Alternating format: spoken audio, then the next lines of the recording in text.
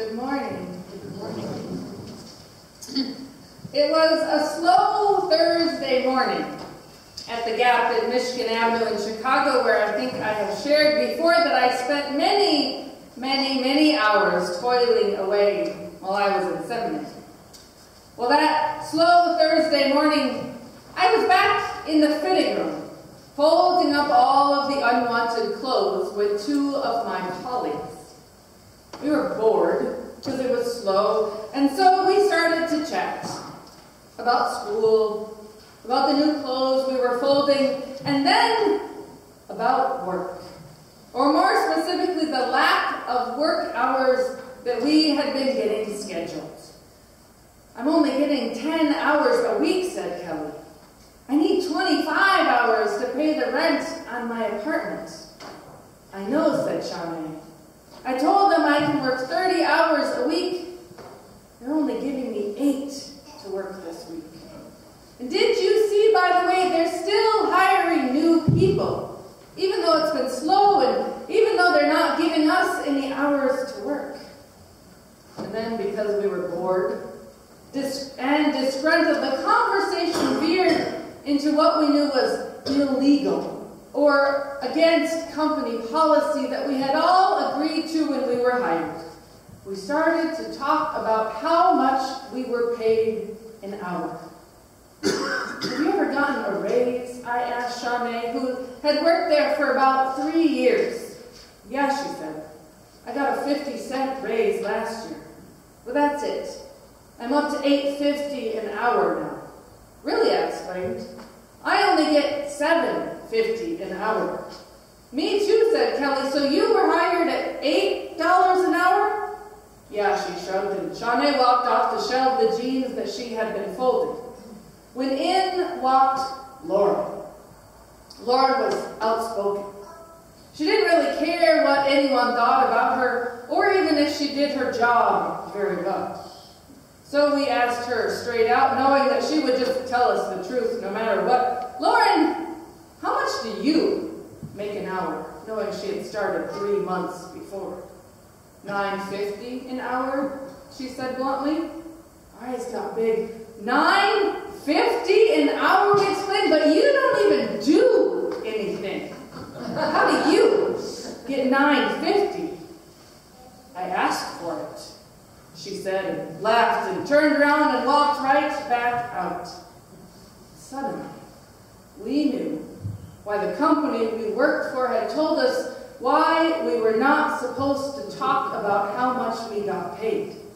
Suddenly, we knew why the corporation wanted to keep us ignorant of everybody else's wages.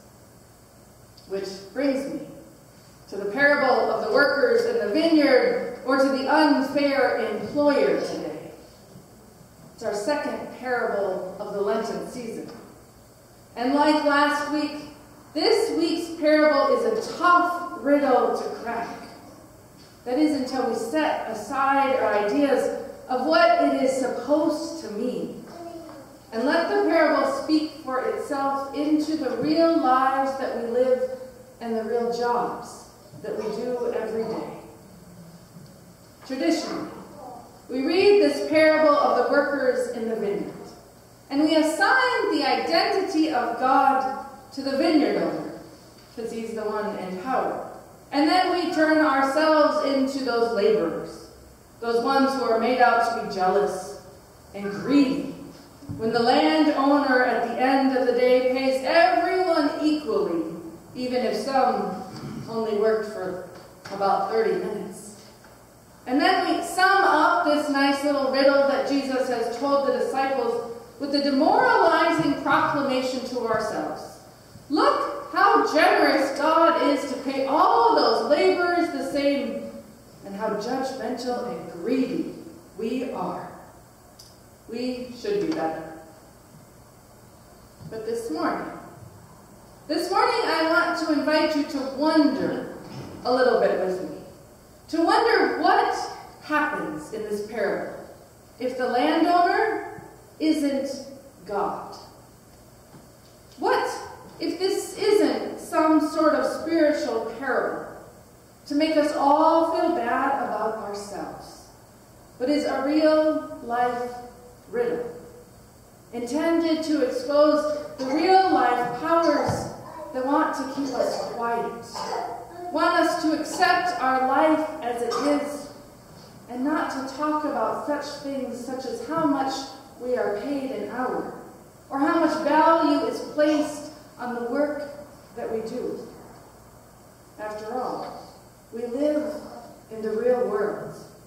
Many of us are employed by real corporations and beholden to real bosses, where how much we are paid can be the difference between paying rent or not, or between saving for our children or our grandchildren's education or not.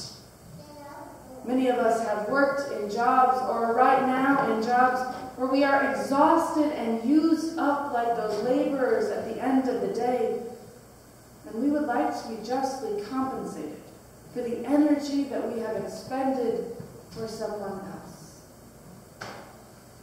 What if God isn't the landowner who decides how much we are worth at the end of the day?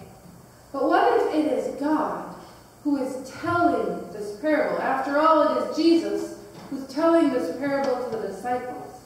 And what if God is spinning a riddle that peels away the life that we've gotten used to, that we've been told not to question, in order to expose the injustice, the dehumanization, the sketchy ways of this world that God, who is Jesus Christ, has come walking into our lives to turn upside down and then transform them into the real life kingdom of heaven here on earth.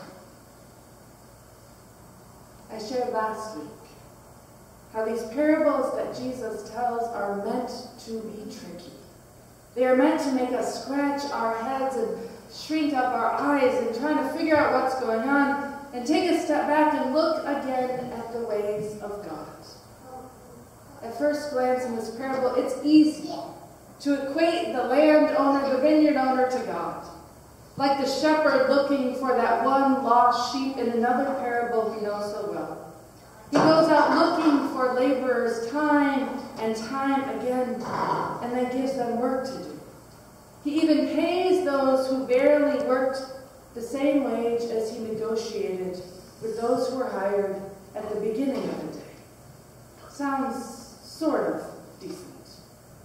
But if we are honest, if we take that godly protection away from the landowner, he suddenly becomes a little bit greasier.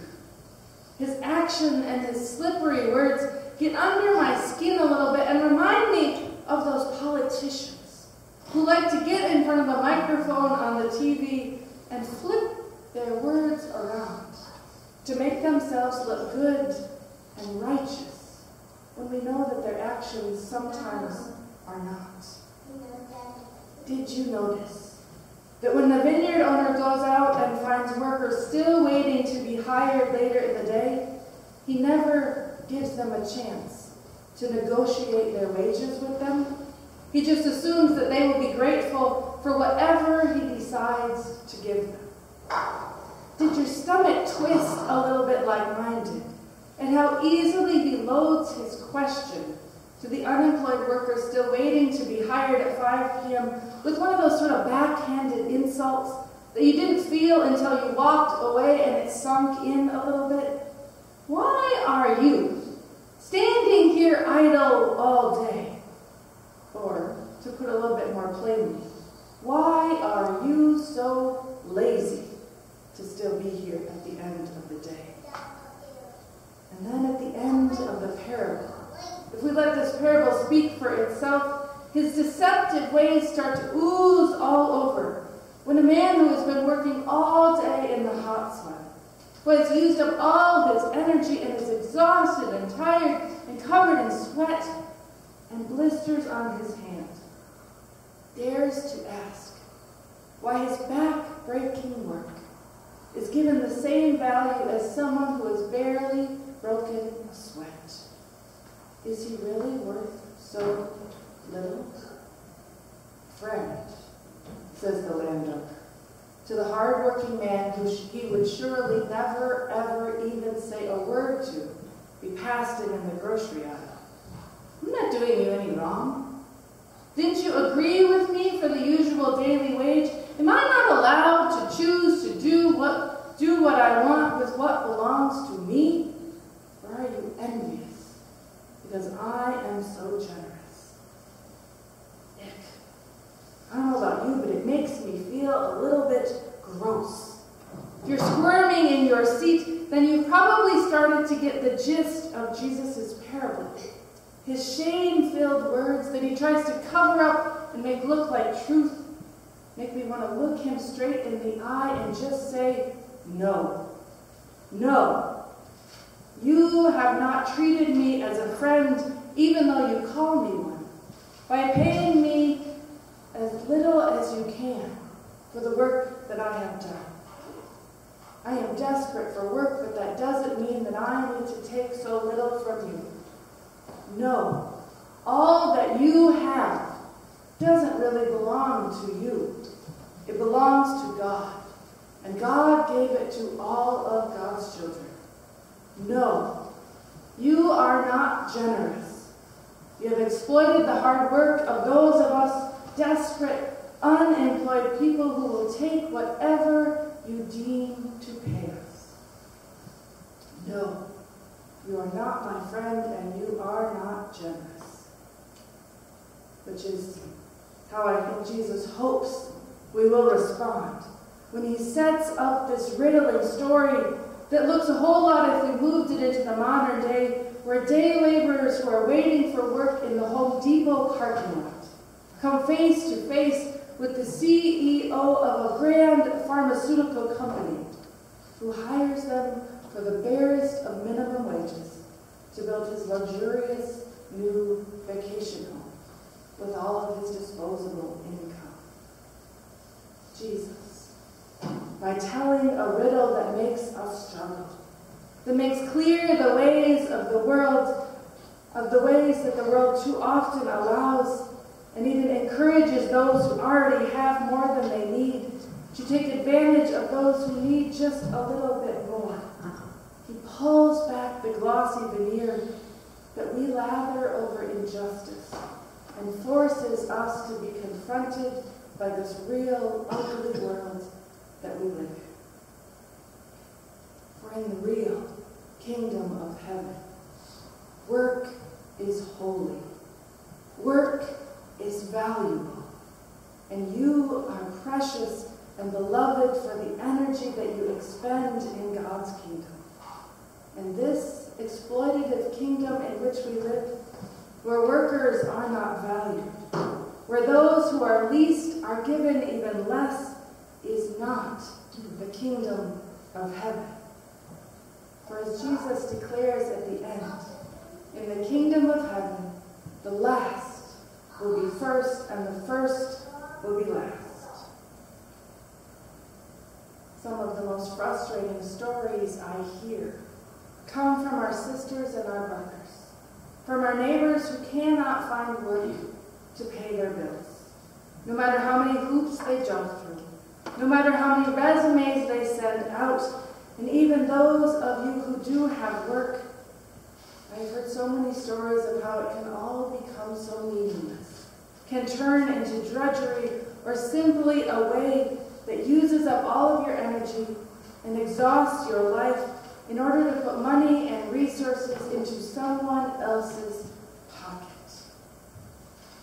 But in the kingdom of heaven, declares Jesus, our brothers who wait for work in the Home Depot parking lot, our sisters who have been kicked off of unemployment and welfare, our friends who struggle with demons and mental illness, they will be first. They will sit in the seats of heaven next to God. And in the kingdom of heaven, those who have nothing now will finally be given comfort. In the kingdom of heaven, your work will be given great value because it has been accomplished by a holy and precious child of God. For Jesus the Christ came into this world to transform the death-creating, drain your soul away ways of this world into the real kingdom of heaven, where the truth and the justice and the love of God for all people everywhere will finally be revealed. And then the first will be last, and those at the end, they will be first.